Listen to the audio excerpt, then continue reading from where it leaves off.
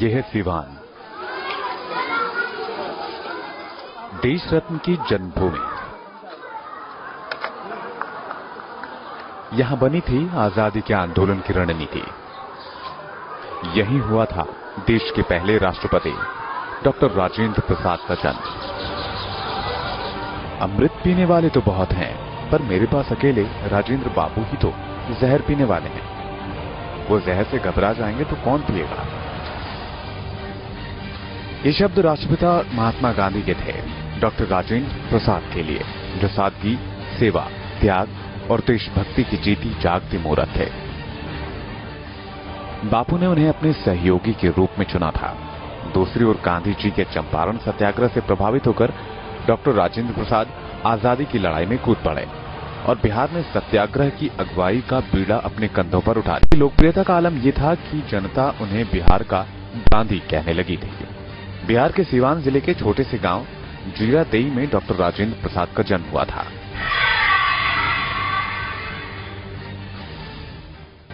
अपनी मगध यात्रा में न्यूज नेशन प्रतिभा के धनी महापुरुष डॉक्टर राजेंद्र प्रसाद की जन्मभूमि की यात्रा पर निकला है।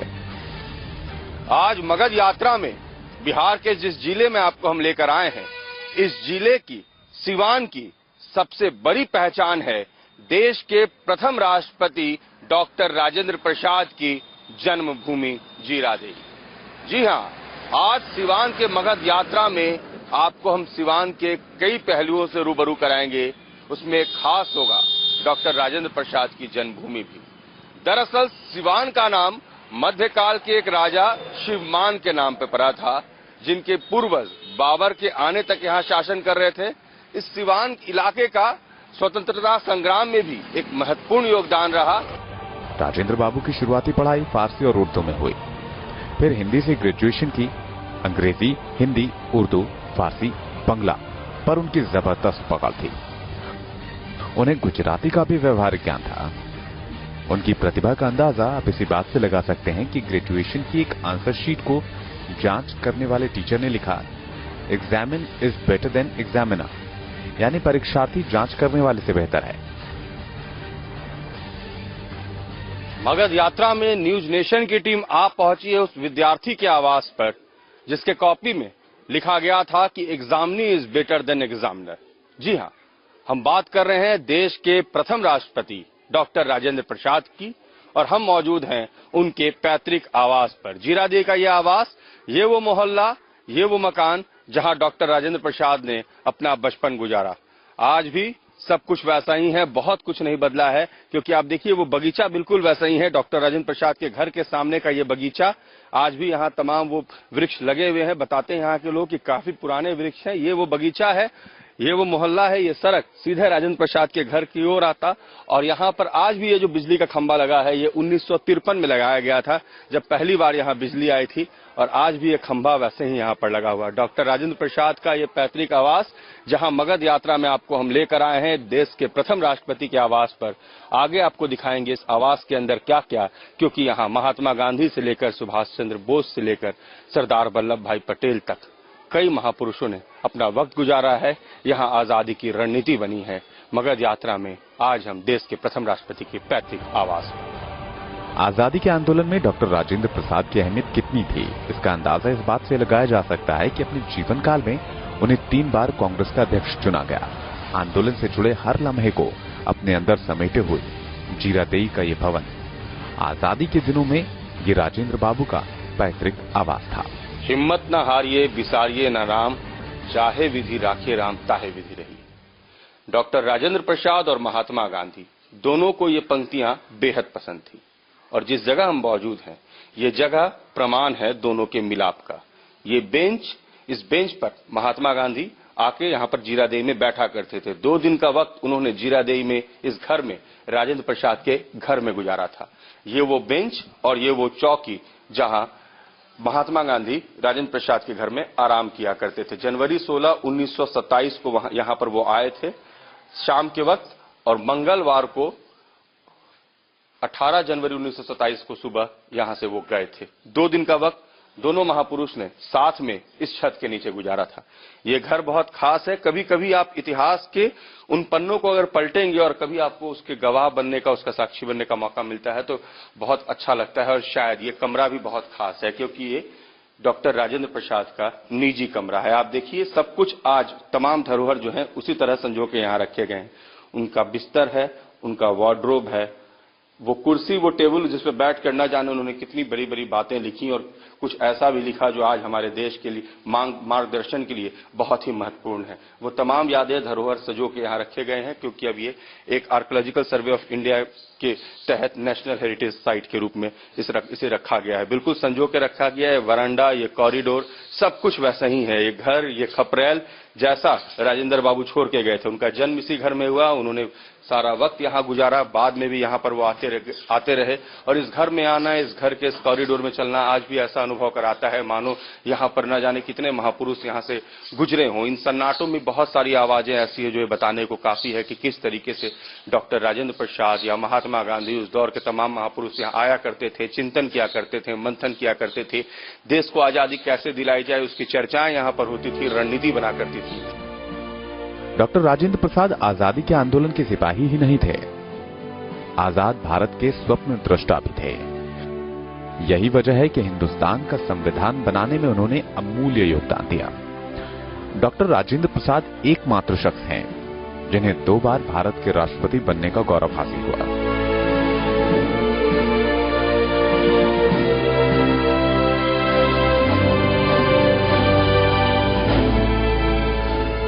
बतौर राष्ट्रपति राजेंद्र प्रसाद ने कई देशों की यात्रा भी की और भारत के सद्भावना संदेश को दुनिया तक पहुंचाया।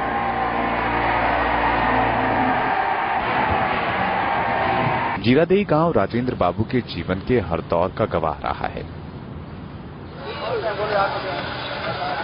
सीवान डॉक्टर राजेंद्र प्रसाद के साथ महान स्वतंत्रता सेनानी मौलाना मजरुल हक की जन्मभूमि भी है। चलिए स्वतंत्रता संग्राम के दौरान सीवान जिले के इतिहास और वर्तमान की चर्चा करते हैं उन लोगों के साथ जिन्होंने राजेंद्र बाबू को भी देखा और वर्तमान दौर के साक्षी भी हैं। यहाँ सरदार वल्लभ भाई पटेल, सुभाष चंद्र बोस, विजय लक्ष्मी पंडित, पूर्व प्रधानमंत्री चंद्रशेखर जिसके चलते ये राष्ट्रीय स्मारक घोषित है। यहाँ तमाम बिहार के लोग आते थे, एक रणनीति बनती थी, एक चर्चा होती थी और वह धरती आज आपके नजरों के सामने है जिसके बारे में कोई हम लोग व्यथा नहीं व्यक्त कर सकते हैं, इसलिए कि प्रेसिडेंट ऑफ इंडिया थे, वो प्रथम गणतंत्र के इतिहास को रचने वाले थे। लेकिन उनका जीरादेई अपने भाग्य पर रो रहा है कि बाबू भी हमारे परिवार में आए लेकिन इस इलाके का विकास नहीं हो सका। उनकी यादें संजो के रखी गई हैं, सिर्फ यादें रह गई हैं। दी एग्जामिनर बेटर देन एग्जामिन्ड, जिसके कॉपी पर अंग्रेजों ने लिखा। दुर्भाग्य है इस जीरादेई का, इस पूरे इलाके का, जीरादेई प्रखंड का, कि हमारे बच्चे और बच्चियों के लिए एक भी उच्चतर शिक्षा की व्यवस्था सरकार नहीं कर पाई, चाहे केंद्र की सरकार हो चाहे राज्य की सरकार हो। इससे बड़ा दुर्भाग्य क्या हो सकता है। जब बाजार की तरफ बढ़ेंगे तो बजबजाती हुई नालियों में देखेंगे कि जीरादेई की वास्तविक तस्वीर झलकती है। आदर्श ग्राम बने। आपके भी परिवार का जुड़ाव रहा बाबूजी के परिवार के साथ? वहाँ पर लोग आते थे? धरोहर थे लोग जी। कौन लोग रहते थे आपके यहाँ पर? हमारा दादाजी रहते थे। क्या बताते हैं वो राजेंद्र बाबू? ठाकुर। क्या बताते हैं राजेंद्र बाबू के बारे में? राजेंद्र बाबू के विषय में कहते थे कि उनको गोद वगैरह खिलाए थे। जीरादेई को जो विकसित होना चाहिए अभी उस तरह से नहीं, विकास नहीं हुआ है। यादें लोगों के पास है, चेहरे पर मुस्कान आ जाती है जैसे ही आप डॉक्टर राजेंद्र प्रसाद की बात करते हैं। जब आप चर्चा करते हैं उनके गांव के, उनके घर की, उनकी यादों की, इतिहास की और उनके योगदान की देश के निर्माण में, लोग के चेहरे पर मुस्कुराहट होती है। लेकिन परेशानी तब बढ़ जाती है जब वो वर्तमान के बारे में सोचते हैं, वर्तमान के विषय में सोचते हैं कि वर्तमान वैसा क्यों नहीं जिसकी परिकल्पना राजेंद्र बाबू ने की थी। आज के हालात राजेंद्र बाबू को नजदीक से जानने वालों को मायूस करती है। जीरादेई के हालात को लेकर यहाँ के स्थानीय लोग क्या सोचते हैं, उनसे भी बात करते हैं। राजेंद्र प्रसाद कहा करते थे कि हमारे संस्कृति में ताकत इतनी है कि कठिन से कठिन काम को हम सरल और सहज तरीके से उसका उपाय ढूंढ पूरा कर लेते हैं। अफसोस इस बात का कि आज तक उनके गांव के कठिन परेशानियों को, या यूं कहें कि कुछ मामूली परेशानियों को भी आज तक लोग उसका उपाय नहीं ढूंढ पाए और उसे सही नहीं कर पाए। हम मौजूद हैं राजेंद्र प्रसाद के जीरादेई गांव में। यहां पर आप देख सकते हैं कि अब भी कहीं वैसी व्यवस्था नहीं दिखती जो ये बता दे कि हाँ, ये देश के प्रथम राष्ट्रपति का गांव है, ये एक आदर्श ग्राम है। देश के प्रधानमंत्री आदर्श ग्राम की भी चर्चा करते हैं। जीरादेई को यहाँ के सांसद ने आदर्श ग्राम के रूप में गोद भी लिया है, लेकिन आज भी यहाँ पर कुछ भी आदर्श नहीं दिखता। जीरादेई में स्थिति क्या है? जिस तरह राजेंद्र बाबू की जो नगरी है, इसको तो बहुत पहले डेवलप होना चाहिए, लेकिन कुछ दिक्कतें हैं, जैसे पॉलिटिकल दिक्कतें हैं, जिसकी वजह से बहुत सारे काम अधूरे रह गए हमारे। जैसे है ही क्या, यहाँ पे कुछ भी नहीं है। लोग जीविका अपने माध्यम से चलाते हैं। जो सरकार की तरफ से मूलभूत सुविधाएं में मिलनी चाहिए वो हमें प्राप्त नहीं है। ऐसा कुछ भी नहीं है सर। हाँ, यहाँ पे टीचर जो भी बहाल हुआ है यहाँ प्राथमिक विद्यालय में, जितने यहाँ सुरवल प्राथमिक विद्यालय में जो भी लेडीज है सभी बैठे रहती है, बच्चे सब बाहर घूमते हैं। चलो ये पास होगा वो होगा, सही से पानी का भी व्यवस्था नहीं है। जाके देखे 20 फीट पर 40 फीट पर पानी हम लोग पी रहे हैं, कोई बढ़िया मतलब कल भी नहीं है। एक तरफ सीवान की पहचान डॉक्टर राजेंद्र प्रसाद और मजरूल हक से है, तो दूसरी ओर कुछ ऐसे लोग भी हैं जिससे यहाँ की धरती कलंकित हुई। हम बात कर रहे हैं मिथिलेश कुमार श्रीवास्तव की। इस नाम से तो आप उस शख्सियत को नहीं पहचान पाएंगे, लेकिन अगर नटवर लाल का नाम लिया जाए तो आप उसे जरूर पहचान लेंगे। नटवर लाल वो नाम है जो कभी ठगी की दुनिया का पर्याय था। नटवर लाल मिथिलेश कुमार श्रीवास्तव के 52 नामों में से एक था। उसे ठगी के जिन मामलों में सजा हो चुकी थी, अगर उसे वो पूरी काटता तो उसे 117 साल जेल में काटने पड़ते। गौर करने वाली बात यह है कि 30 मामले में तो उसे सजा हो ही नहीं पाई थी। 8 राज्यों की पुलिस ने उस पर इनाम घोषित कर रखा था। नटवर लाल हमेशा बहुत नाटकीय तरीके से अपराध करता, उससे भी ज्यादा नाटकीय तरीके से पकड़ा जाता था, लेकिन फिर चकमा देकर रफू चक्कर हो जाता। नटवर लाल अब इस दुनिया में नहीं है, लेकिन उस पर कई खिताबें लिखी जा चुकी हैं।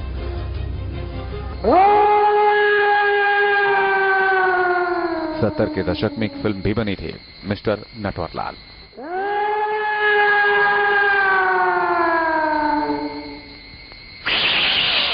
इस फिल्म के हीरो थे अमिताभ बच्चन। कहते हैं कि नटवर लाल ज्यादा पढ़ा लिखा नहीं था, उसे बस काम चलाओ अंग्रेजी आती थी, लेकिन उसकी बातचीत का लहजा ऐसा था कि कोई भी धोखा खा जाए। कहा यह जाता है कि कुछ व्यापारियों से उसने ताजमहल बेचने तक की डील कर डाली थी। मगध यात्रा में हम आप पहुंचे हैं मिथिलेश कुमार श्रीवास्तव के रुइया बंगड़ा गांव। आप सोच रहे होंगे मिथिलेश कुमार श्रीवास्तव कौन? ये हैं मिस्टर नटवर लाल। जी हाँ, जिन पर बॉलीवुड में फिल्म भी बनी और अमिताभ बच्चन ने नटवर लाल की भूमिका भी निभाई थी। हम उसी गांव में मौजूद हैं। जिस नटवर लाल को 8-8 राज्यों की पुलिस खोजा करती थी, वो नटवर लाल जो 52 नामों से जाने जाते थे, वो नटवर लाल जिनके देश में ठगी का कोई सानी नहीं, वो नटवर लाल जिन्होंने न जाने कितनी बार जेल की दीवारों को फांद कर एक नई ठगी को अंजाम दिया था, उस नटवर लाल के गांव में। आश्चर्य इस बात का कि जिस इलाके में हम मौजूद हैं, यहां से महज 3 किलोमीटर की दूरी पर ही जीरादेई गांव है, जहां से राजेंद्र प्रसाद आते हैं, देश के प्रथम राष्ट्रपति। और ये वो गांव रुइया बंगड़ा जहां मौजूद हैं, वो नटवर लाल का गांव जो अपने ठगी के लिए देश और विदेश भर में जाने जाते रहे। सिवान की यही खासियत कि यहाँ आपको सब कुछ मिलेगा, हर तरीके का व्यक्तित्व मिलेगा। सिवान के मगध यात्रा में नटवर लाल के इस गांव को भी छोड़ा जाना सही नहीं था, क्योंकि इस गांव को, नटवर लाल को हर लोग जानते हैं। और पहले पर्दे पर अमिताभ बच्चन ने भी नटवर लाल का अगर किरदार निभाया तो उसके लिए भी इस गांव को ही श्रेय जाता है। कहीं जाइएगा नहीं, मगध यात्रा जारी है, हम जल्द लौट रहे हैं।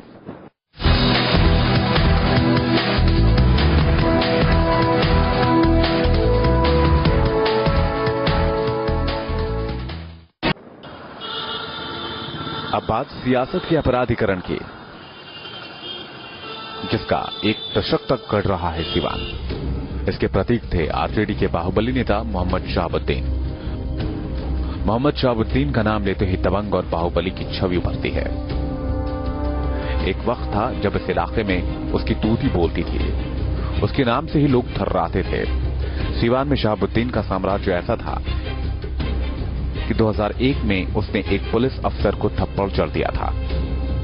इसके बाद बिहार पुलिस की स्पेशल टास्क फोर्स और यूपी पुलिस ने मिलकर शहाबुद्दीन के गांव और घर को घेर लिया था। इस दौरान दोनों ओर से कई राउंड गोलियां चली थीं और कुछ लोगों की जान भी चली गई थी। सीवान ने वो दौर भी देखा है जब शहाबुद्दीन की इजाजत के बगैर यहां पत्ता तक नहीं हिलता था। 8 लाख की आबादी वाला शहर सीवान। सीवान अपने राजनीतिक कारणों से हमेशा से चर्चा में रहा। कारण यहाँ की विधि व्यवस्था, कारण शहाबुद्दीन। जी हाँ, एक वक्त था जब इस शहर पर शहाबुद्दीन का साम्राज्य हुआ करता था। आज से 1 दशक 1.5 दशक पहले यहाँ की व्यवस्था शहाबुद्दीन खुद तय किया करता था। व्यवस्था ऐसी होती थी कि अगर आम जन को परेशानी हो तो वो शहाबुद्दीन के दरबार में पहले पहुंचते थे। व्यवस्था ऐसी बनाई गई थी कि यहाँ के डॉक्टरों का फीस तक तय कर दिया गया था। क्लिनिक कब खुलेंगे, कितनी देर के लिए खुलेंगे, लोगों को क्या सुविधा दी जाएंगी और उनके लिए उसके बदले में उनसे क्या पैसे लिए जाएंगे, ये था उस वक्त के शहाबुद्दीन के साम्राज्य का हनक। आज भी इस जगह में जो विकास होना चाहिए था उतना नहीं हो सका। भले ही राजनीतिक रूप से राजनीतिक दल और राजनेता इस जगह का हमेशा समय पर अपने अनुसार इस्तेमाल करते रहे, लेकिन यहाँ पर सांप्रदायिक सद्भाव कैसे बनी रहे, यहाँ का विकास कैसे हो, यहाँ पर रोजगार के अवसर कैसे पैदा किया जा सके, इन तमाम बातों पर चर्चाएं बहुत ज्यादा नहीं होती। बिहार में आरजेडी की सत्ता जाने के बाद आज शहाबुद्दीन के खौफ के साम्राज्य का अंत हो चुका है। अपहरण और हत्या के मामले में शहाबुद्दीन को कैद की सजा मिली है। सीवान मंडल कारा, मगध यात्रा में सीवान के मंडल कारा के पास हम मौजूद हैं और इस जगह की अहमियत अब इसलिए ज्यादा है क्योंकि पूर्व सांसद शहाबुद्दीन इसी जेल में बंद है। कहा जाता है कि शहाबुद्दीन जब से सजा याफ्ता हुए इसी जेल में रहे, जितनी गवाही, जितने तरह के केसेस उन पे चल रहे हैं इसी जेल से चल रहे हैं और इस जेल में शहाबुद्दीन का रहना इस जगह की अहमियत को बढ़ाता है। आप देखिए यहाँ पर जो व्यवस्था है इस तरीके की बनाई गई है कि किसी को भी यहाँ पर मुलाकात के वक्त भी बहुत कम लोग आते हैं। सुरक्षा के काफी ज्यादा इंतजामात यहाँ पर रहते हैं। जेल के बाहर जो सुरक्षाकर्मी हैं वो हमेशा यहाँ पर मौजूद रहते हैं।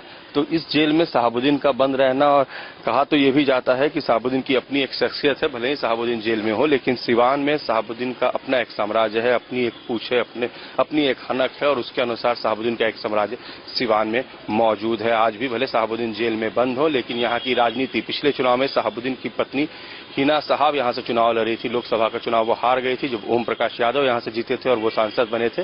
लेकिन शहाबुद्दीन इस जेल में बंद है और कहते हैं कि यहाँ पर बहुत कुछ इस जेल के माध्यम से भी शहाबुद्दीन यहाँ पर जो लोग आते हैं उनसे मिलने, उनको सलाह भी देते हैं, उनसे सलाह भी लेते हैं और उस आधार पर उनकी पत्नी यहाँ की राजनीति में सक्रिय भी रहती है। शहाबुद्दीन का सियासी सफर ढलान पर है। आलम यह है कि लोकसभा चुनाव में शहाबुद्दीन की पत्नी हिना साहब को यहां से करारी शिकस्त मिल चुकी है, लेकिन अब भी सीवान में शहाबुद्दीन फैक्टर को सिरे से खारिज नहीं किया जा सकता। कहते हैं खुद आरजेडी सुप्रीमो लालू प्रसाद शहाबुद्दीन से जेल में मिलने जाया करते हैं। मौजूदा चुनाव में शहाबुद्दीन फैक्टर किस तरह से काम करेगा, इस पर लोगों की नजरें टिकी हुई हैं। फिर भी चुनावी शो के बीच जिले की जनता की अपनी समस्याएं हैं, मुद्दे हैं जिसका वो समाधान चाहते हैं।